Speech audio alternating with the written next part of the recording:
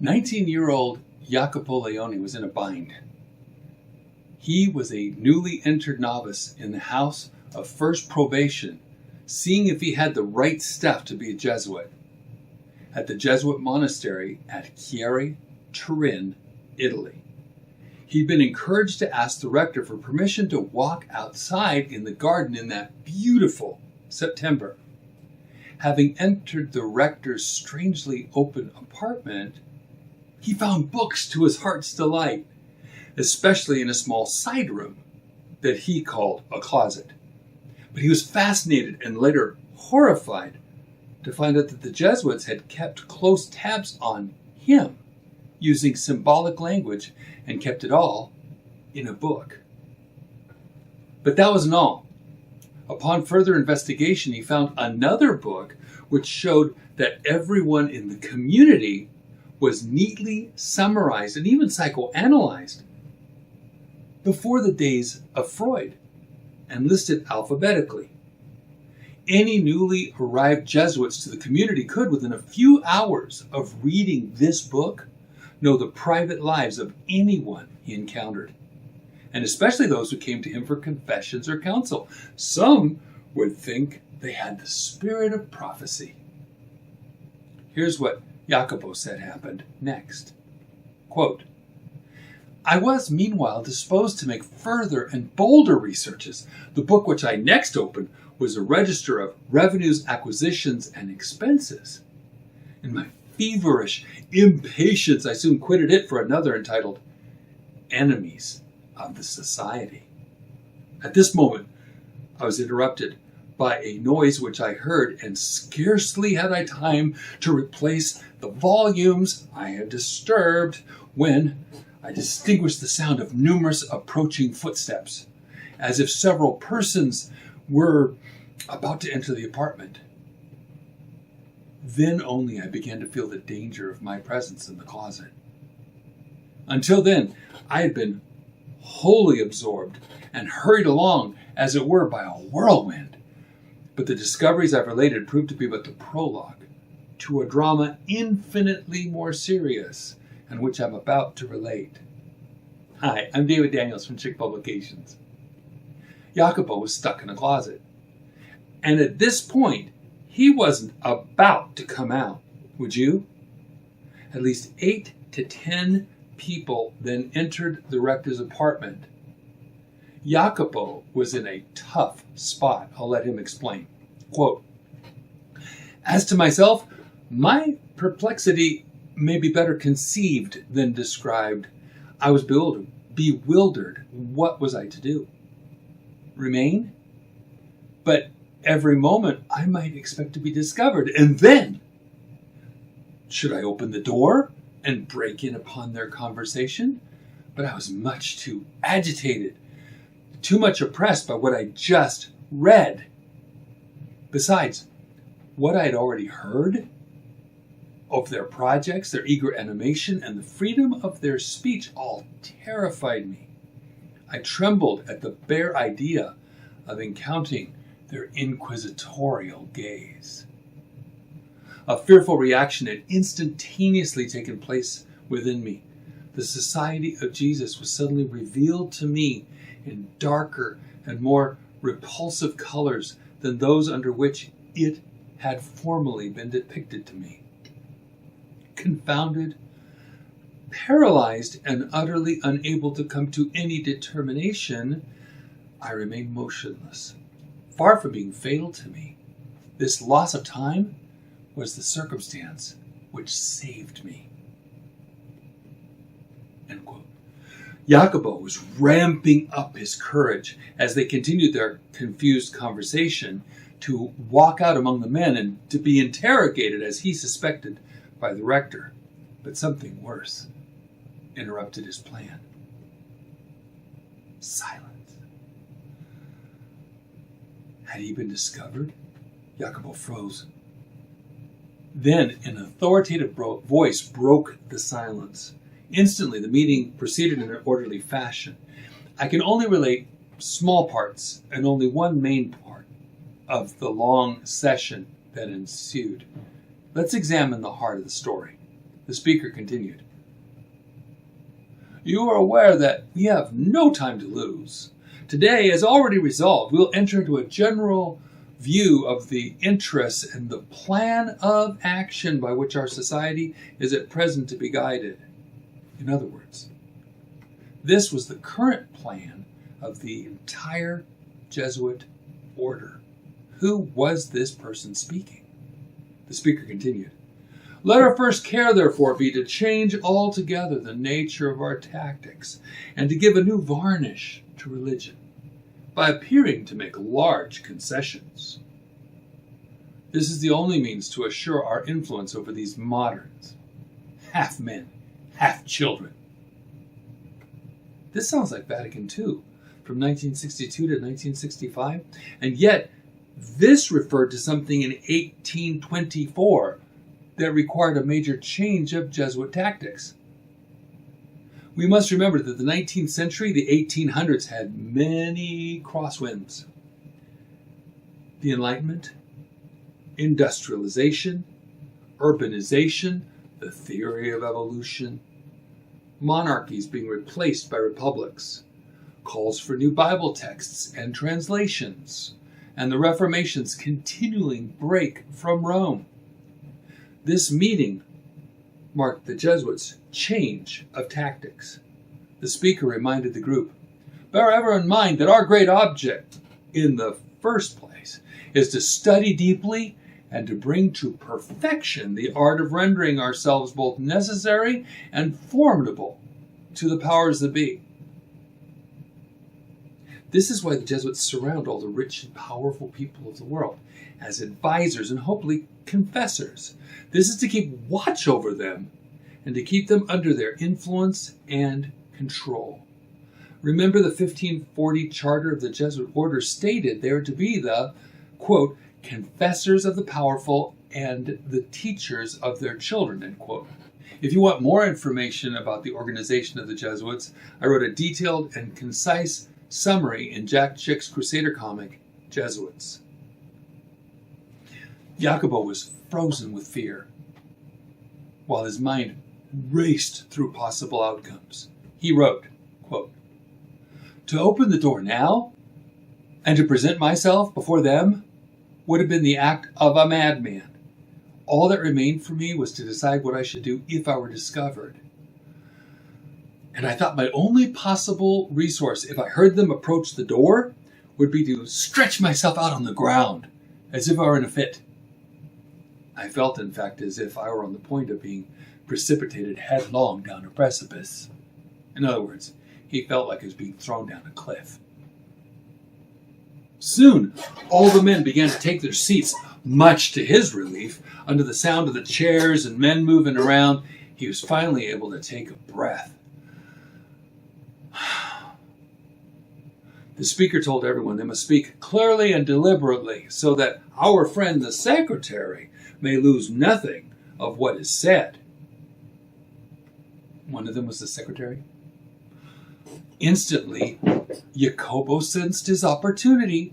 Glancing around his small side room, he found, quote, a small table with writing materials, end quote. His self-created shorthand suddenly became his most valuable asset. He started writing as quickly as he could. I'll give away a bit in advance. The guy who just spoke, that was Aloysius Fortis, the current Jesuit general, 1820 to 1829. This was no minor meeting.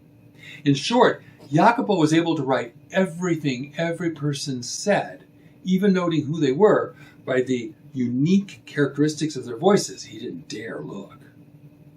A couple of them he already knew, but the trauma he was then under enabled him to indelibly remember each of their voices, even years later. As Jacopo noted, quote, "Each one had peculiarities which I have not forgotten," end quote. One of them, with an Irish accent, took the floor. "In order to render Catholicism attractive, let us strive to enlist in her cause the foremost statesmen and historical writers of our own times. Let us employ them to deck the past in golden hues, to sweeten for us the bitter waters of the Middle Ages, and to help us to captivate mankind by the most alluring promises. What? Erase the darkness of the Dark Ages? Exactly. This is called rewriting history. Amazingly, this is exactly what happened in the 20th century. While I was in Bible college, my friends had gotten out different editions of encyclopedias while writing their papers. They showed to me how the newer articles were written by Roman Catholics, which glossed over a lot of dirty Catholic history. My friends told me they're going to have to use only the older encyclopedias, since the new ones were tainted with Catholic propaganda. And here is where it was first proposed, in 1824.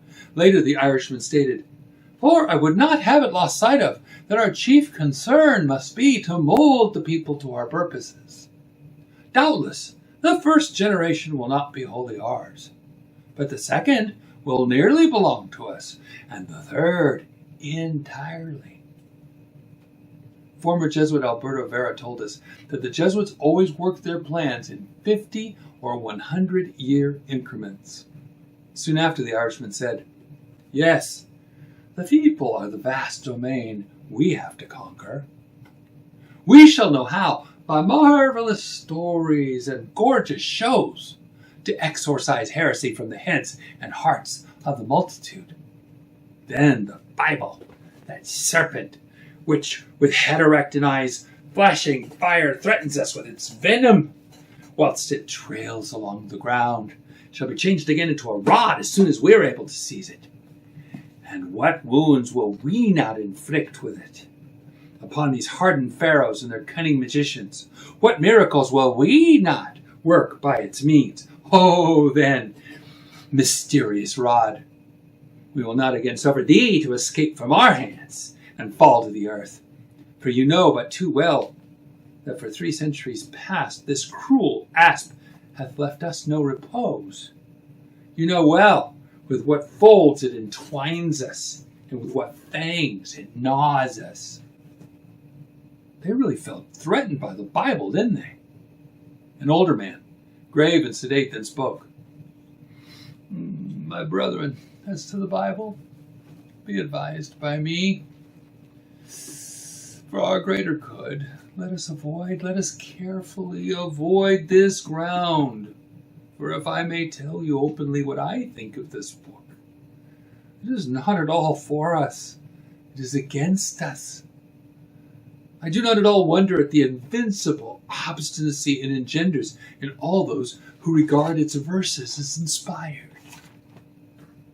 He related how, as a youth, he had read through the Bible 6 times, only to find in it nothing about, quote, the Virgin, the Mass, purgatory, or relics. As a young budding Jesuit, he admitted that the Bible, quote, actually sets forth a system of religion altogether different from that taught in the schools, and thus all my ideas were thrown into confusion. After his confessor separated him, calling him a young man set apart, able to know higher things in Catholicism, he confided this to his compatriots. "Consequently, let us lay down this principle in public to act as if we had nothing to fear from such a book, but rather as if it were favorable for us.